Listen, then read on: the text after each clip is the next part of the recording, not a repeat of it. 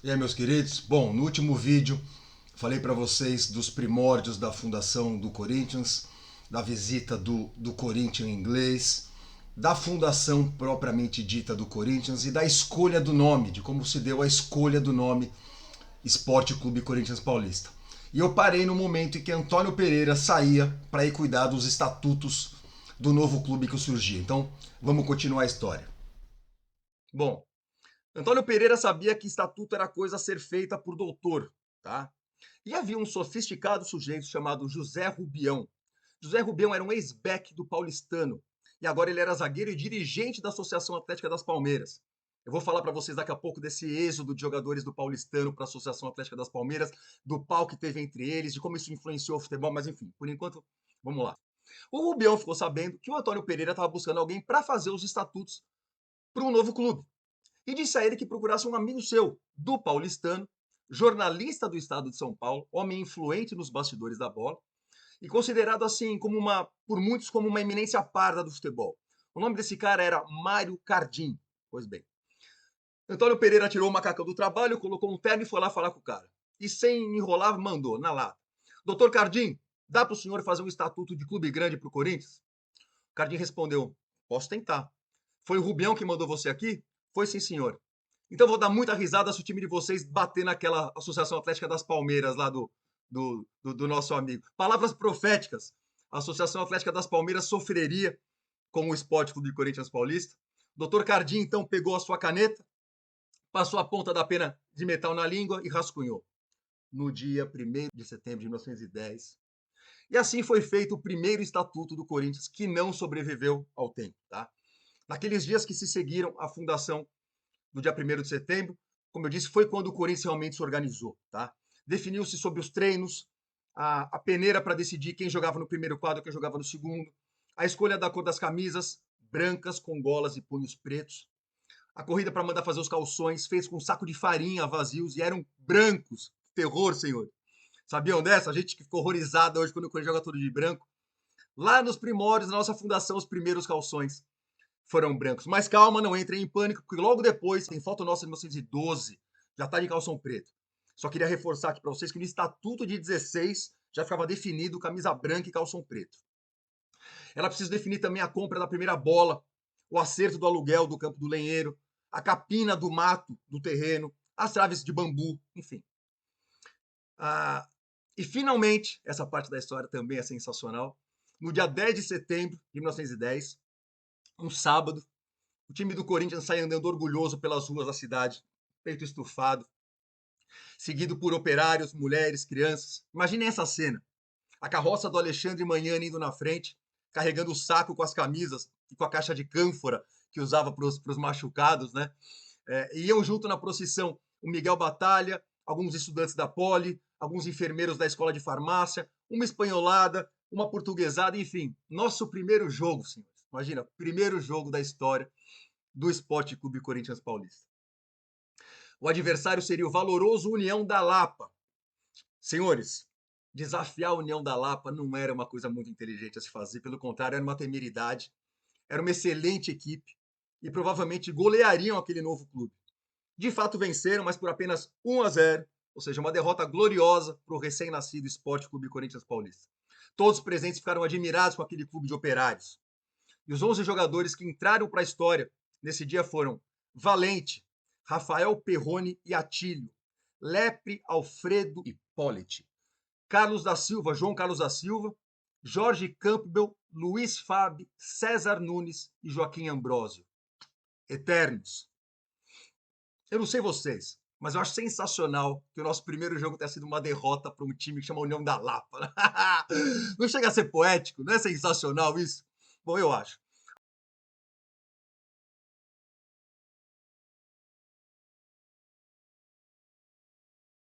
A camisa branca do Corinthians ainda não ostentava as letras C e P entrelaçadas, tá? Que viriam logo depois. E quem lavou as camisas sujas e suadas durante meses foi a irmã do centro médio Alfredo.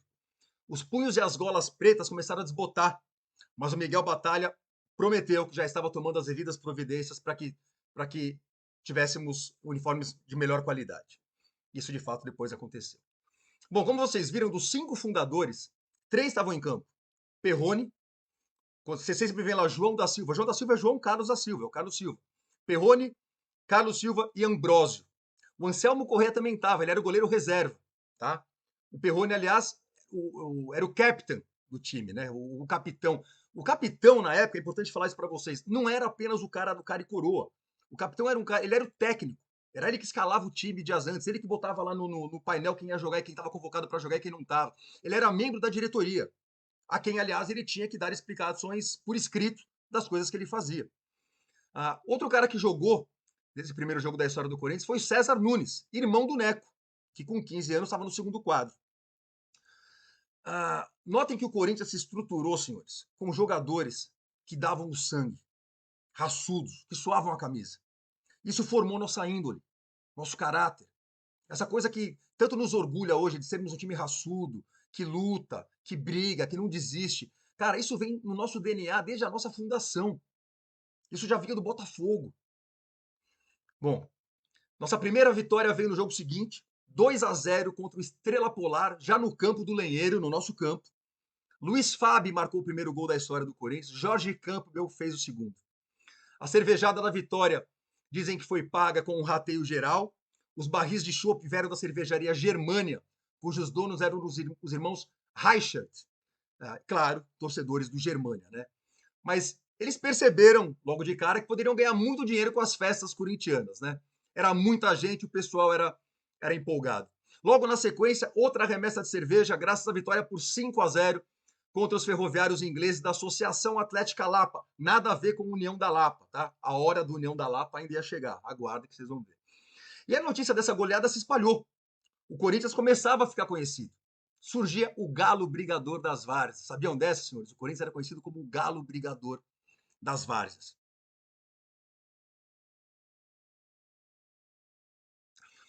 Mas a primeira taça, em 1912, vejam só, veio com pedestrianismo, não foi com futebol. Ou seja, um tipo de corrida. André Lepre, João Colina e Batista Boni eram jogadores do Corinthians, jogavam bola, eram jogadores de futebol. Mas nesse dia, calçaram botinas elegantes, como disse o Lourenço de Afera, e foram correr. Os três formavam uma equipe, o resultado final se dava em função da soma da classificação dos três. Tá? Nós não ganhamos, nenhum deles chegou em primeiro na corrida. Eu acho que um chegou em segundo, chegou em quarto, mas na soma o nosso time foi o que fez mais pontos e o Corinthians foi campeão desse jeito. O Antônio Pereira, fundador, anos depois, disse que quando os torcedores viram os três chegando no pelotão da frente, não podiam acreditar. Eles não eram corredores, eram jogadores de futebol. Bom, os três heróis foram carregados nos ombros e uma grande festa tomou o Bom Retiro. Foi a primeira taça conquistada pelo Corinthians. Pessoal, notem que nas camisas dos corredores já era possível ver o nosso primeiro distintivo, o C e o P entrelaçados. Vou dar um zoom na camisa do Batista Boni. Dá para ver bem, né? Esse é o primeiro registro fotográfico do nosso primeiro escudo. Agora vejam isso, que loucura. Nessa foto também é possível ver o nosso segundo escudo. Vejam bem a camisa de André Lepre. O escudo da camisa dele é diferente. Esse é o nosso verdadeiro segundo escudo. Aquele escudo que todos pensam erroneamente que é o nosso segundo escudo, nunca existiu. Fernando Warner diz que houve algum erro de litografia feito pela diretoria do Corinthians em tempos passados e que essa versão errada acabou se espalhando. Mas, na verdade, o nosso segundo escudo é esse aqui, ó. Evidente que era muito pouco para as pretensões daquele clube de operários. Aliás, qualquer clube de operários não podia aspirar nada além de se divertir, mesmo pelas várzeas da cidade. Tá? Aquilo era um tabu. O Corinthians quebrou esse tabu. O Corinthians era aquele pobre que queria entrar na festa. E ele entrou, como nós vamos falar agora, tá? Aliás, é importante dizer para vocês que clube de operários não é força de expressão. Tá? A identificação que as camadas mais baixas da sociedade paulistana tiveram com o Corinthians foi imediata. O Corinthians representava essas pessoas. É por isso que não é exagero, não é devaneio dizer que o Corinthians nasceu grande. Quando se fala que o Corinthians é um fenômeno sociológico a ser estudado, não é exagero, é a mais pura verdade. Tá bom, voltando ao campo.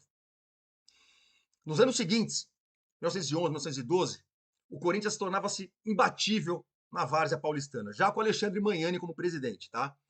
E o Corinthians exigia ser aceito na Liga Paulista de Futebol. Já havia uma pressão popular, inclusive, para que isso acontecesse. E essa parte da história é uma das minhas favoritas. Nada foi dado de mão beijada ao Corinthians, senhores. Tivemos que conquistar o nosso lugar na liga, literalmente, tá? E foi uma guerra, porque não nos queriam lá. Não nos queriam lá. Para complicar as coisas, o futebol já não era amador porra nenhuma nessa época, tá? Embora o profissionalismo oficialmente só chegasse na década de 30, na prática, quase todos os times já pagavam bicho e salário por fora, escondido para os jogadores. No Corinthians, se imagina, no Corinthians os jogadores eram sócios do clube, pagavam para jogar, e se não tivesse com a mensalidade em dia, não jogavam. Ou seja, era por amor mesmo que os caras estavam ali. E o Corinthians mal tinha dinheiro para pagar a taxa de admissão na liga. O Fernando Warner me diz que, inclusive, que o Alexandre Magnani chegou a vender o armazém dele para conseguir pagar a taxa. Não sei se isso é verdade ou não, se é apenas lenda, mas enfim, fala-se inclusive isso. Mas vai piorar, porque na época havia uma séria crise no futebol paulista. O paulistano e a Associação Atlética das Palmeiras estavam se estranhando, não se bicavam desde 1905, quando vários jogadores do paulistano foram jogar nas Palmeiras. Aí, em 1910, o campeão paulista foi a Associação Atlética das Palmeiras, e o campeão ficava com a taça penteada. Essa parte da história é legal. A taça penteado, gentilmente oferecida pelo doutor Antônio Álvares Penteado. Em 1911, se as Palmeiras fossem campeãs novamente, ficariam com a taça em definitivo. Mas perderam do Germânia na reta final e a taça cai no colo do paulistano. E o paulistano foi campeão. Com isso, as Palmeiras deveriam entregar a taça ao novo campeão, ao paulistano. Mas não entregaram e a taça sumiu.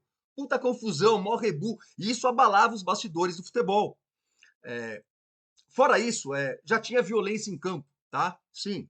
Aquele cavalheirismo típico dos primórdios da bola já não existia mais. O pau comia. E era comum que os jogos não terminassem antes da hora. Aí vinha a troca de acusações pela imprensa, os culpados eram acusados pela liga, os aliados dos acusados tomavam as dores. Enfim, os melindres iam se sucedendo. Observadores elitistas lamentavam e diziam que a cidade havia se transformado num vasto campo de futebol, onde qualquer um era aceito, onde já se viu, né? Nada contra os operários, que também querem jogar, a gente entende, mas sabe como é? É preciso preservar certos valores e costumes, né? O recado era claro, não era lugar para pobre. Não nos queriam lá. Ou seja, e era a pior hora possível para um time de operário ser aceito na liga. Mas o Corinthians apenas acompanhava a guerra à distância e continuava vencendo os seus adversários na várzea. Presta atenção que agora essa parte é bem legal. Em 1913, finalmente o Corinthians tinha obtido uma vaga na Liga Paulista, porque o Internacional da capital declarou que não ia mais disputar o campeonato. Legal. Mas o maldito Internacional voltou atrás e o Corinthians se ferrou e ficou sem a vaga. A Liga Paulista então declarou que os 3 times pretendentes a entrar no campeonato, que eram o Corinthians, o Minas Gerais, lembra que eu falei, não esqueça desse nome, Minas Gerais, o Corinthians, o Minas Gerais e o São Paulo Esporte Clube, do Bexiga, não confundir com o São Paulo Athletic Club, deveriam se enfrentar, todos jogando contra todos, num triangular, sendo que apenas o vencedor seria aceito. Legal. Mas era uma armadilha. Não tanto pelo São Paulo, que até que era mais fraco, mas sim pelo Minas Gerais. O Minas Gerais, que tinha esse nome para homenagear o navio de guerra brasileiro, do mesmo nome, não tinha cheiro de graxa, como diria o Lourenço de Aféria. Não era clube de operários, não era time de pobre. Era um clube muito mais bem estruturado, mais organizado que o Corinthians. Eles tinham boa sede, tinham um campo próprio, já tinham vários associados. Era um time forte que, inclusive, viria a ser campeão paulista em 1917. E não foi à toa que colocaram o primeiro jogo logo de cara do Corinthians com o Minas Gerais. A ideia era o Corinthians tomava um pau logo de cara e depois mesmo que ganhasse do São Paulo não ia se classificar. Só ia cumprir tabela. Os caras davam como favas contadas que o classificado seria o Minas Gerais. Tolinhos, né? Não sabiam com quem estavam mexendo. E no dia 23 de março de 1913, quando 11 corintianos com as suas camisas novas apareceram no velódromo para o maior jogo da nossa história, 5.000 pessoas lotavam as arquibancadas e eu daria 5 anos da minha vida para ter visto esse jogo. Puta que pariu. A torcida se dividia em duas. Os corintianos e os anticorintianos. Sim, os anticorintianos não torciam por Minas Gerais. Torciam contra o Corinthians. Torciam contra aqueles intrusos, aquele time indesejado, com cara de povo, com jeito de povo e coração de povo. Não nos queriam lá, senhores. Como vocês podem ver, o anticorintianismo é muito mais antigo do que vocês imaginam já vem na nossa fundação. Eu tenho orgulho desgraçado disso, tá? Bom, começa o jogo. Ambos os times sabem que uma derrota seria o fim de anos de planejamento e de sonhos, de aspirações, né? Valia uma vaga na Liga Paulista de Futebol. Era a chance de abandonar a várzea e se tornar grande. E qualquer descuido seria fatal. Mas São Jorge já olhava por nós e coube a Joaquim Rodrigues a glória de marcar um dos gols mais importantes da história do Esporte Clube Corinthians Paulista e abriu o placar, Corinthians 1-0. O tempo passava, no gol corintiano Casimiro do Amaral, o craque que Antônio Pereira havia trazido para nós, fechava o gol. Bom, fim de jogo, metade do velódromo explode de emoção, a outra metade resignada aplaude os vencedores. A comemoração certamente seria a maior possível, mas a gente tinha que segurar a onda, porque ainda tinha que jogar com São Paulo Esporte Clube, uma semana depois. E uma semana depois, no dia 30 de março de 1913, o Corinthians voltaria ao velódromo e aplicaria um sonoro 4-0 no time do São Paulo. Luiz Fábio marcou o primeiro e o segundo gol, Pérez marcou o terceiro e Campanella encerrou a contagem. Sensacional. O Corinthians, assim, dava adeus à várzea, né? Finalmente éramos aceitos na Liga Paulista de Futebol. Sensacional, né?